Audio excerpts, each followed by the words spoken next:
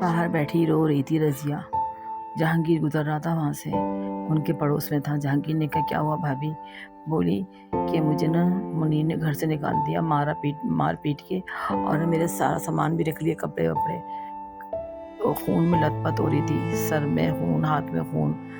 वो अपने घर ले जाता जहांगीर, अपने घर उसकी फैमिली होती है, इसकी माँ बहनें वगैरह सब होती हैं, सब बीवी होती है, तो वो वहाँ पर लेके जाता है। वो बेचारी की मरहम पट्टी करती हैं, खाना देती है, लेकिन उससे नहीं खाया जाता, उसको बुखार होता है। फिर वो जहांगीर से कहती कि जहांगीर प्लीज़ मेरे लिए ना, मुझे ना जॉब चाहिए, मुझे ना जहाँ तुम गाड़ी चलाते हो वहाँ मेरी जॉब लगा दो। तो बोला कि ना भाभी तेरी हालत ऐसी तो कैसे काम करेगी, मैं कुछ ना कुछ कर ही लूँगी अपने पेट के खातिर। मैं किसी घर रहना नहीं चाहती, बोझ बन जाता है इंसान अगर किसी घर रहता है। अच्छा भाभी मैं बात करूँगा, तू आराम तो कर, मेरा सामान चाहिए, मुझे लगता है वो सामान नहीं देगा। अरे देगा कैसे नहीं देगा, उसको तो बाप भी देगा, उसने इतने जुल्म कर लिए ना, अब वो कर नहीं सकता है, अब तेरे पर कोई हक नहीं है उसका।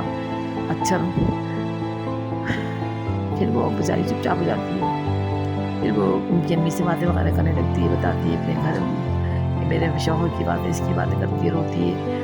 बुखार बहुत तेज चढ़ा हुआ था, पैराडोल वगैरह खिला के उसको लेट जाती है। फिर वो शाम होती है तो जहांगीर सारा सामान ले आता वहाँ से, उसकी पेटी और कपड़े वगैरह ले आता उसके।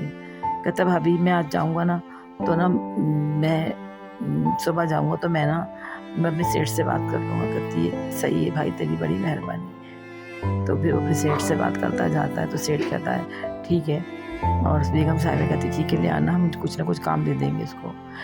लेकिन है ना वो एतमाद की कहना, नहीं इसकी फिक्र ना करें, वो तो बहुत एतमाद की है, मैं गारंटी लूँगा उसकी, करेंगे चलो सही है।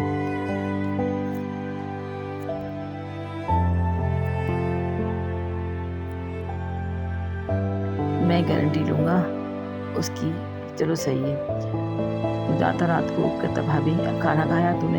हाँ खा लिया भाई, तूने मेरी बात की? हाँ देख मैंने तेरी बात की, तुझे रखने के लिए रजामंद हो गए, मेरे साथ सुबह चली चलना।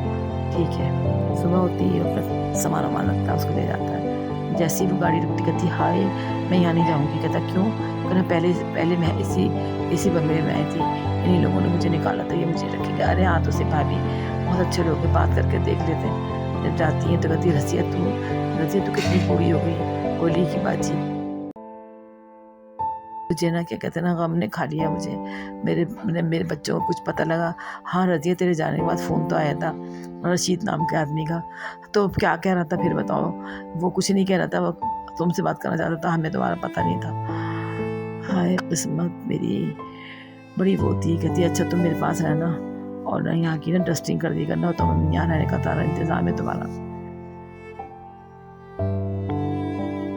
और वो वहाँ रहने शुरू कर देती है, और उसके बच्चों की तलाश में बेगम साहब और साहब जी भी लग जाते हैं। वो बहुत अफसोस करते कि हमारे निकालने से कितनी तकलीफ़ उठाई उसने बहुत तकलीफ़ उठाई थी। रातों दिन अपने बच्चों को याद करके रोती थी वो। उसकी आँखें ऐसी हो गई थी जैसे उसकी आँखों के अंदर है ना कोई चीज़, मतलब डेले के ऊपर कोई चीज़ आ गई है, और अजीब सी कैफियत हो गई थी उसकी, और रो के।